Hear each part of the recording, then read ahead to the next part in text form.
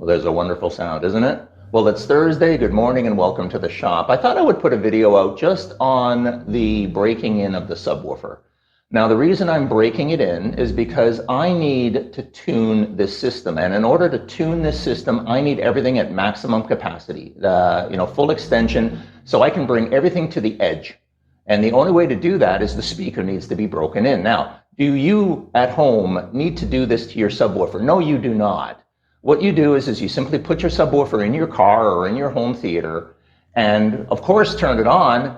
But when you're playing it, turn the volume down. Just allow the subwoofer to move, but not be really loud. And I know you're going to want to turn it up and listen to that bass, but if you do that, you can actually wreck what's called the spider. And here's a picture of what the spider is.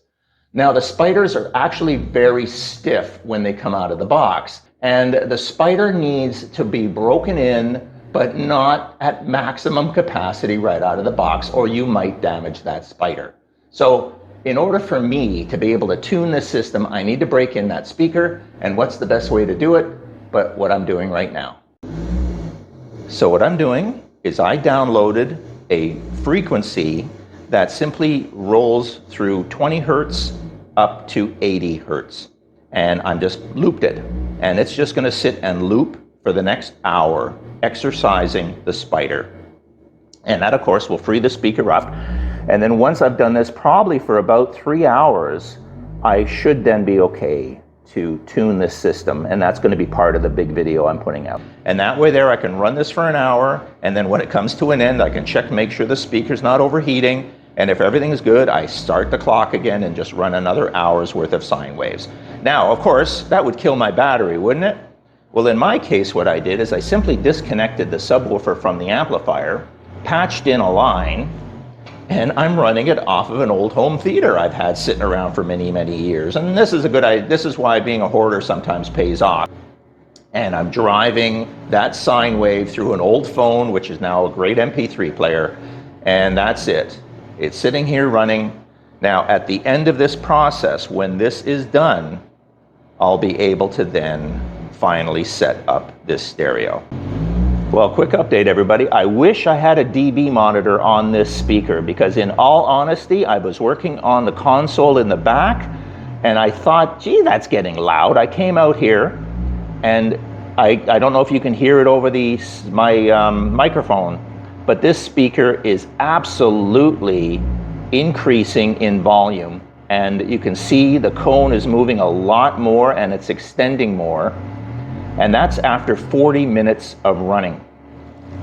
So I thoroughly believe that it's the fact that what's happening is the spider is loosening up, the cone is loosening up, and the speaker is starting to become more efficient. So I'm just going to keep this going. Actually, I'm going to turn the volume down because I don't need that extension. As you can see, it's moving pretty big now.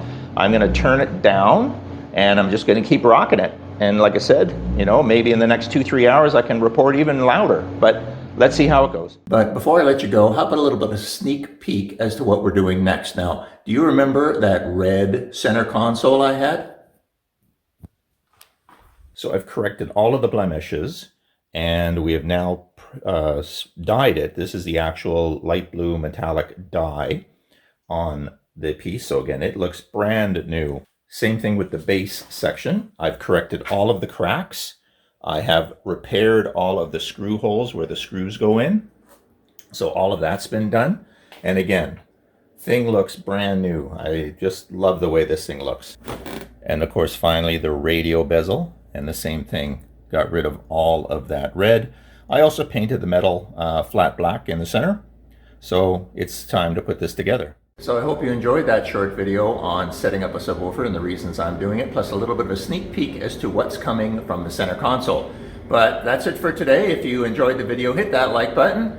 And I've got to get a console back into this car over the next few days, and I will be releasing a full video on the stereo installation. I'll see you then.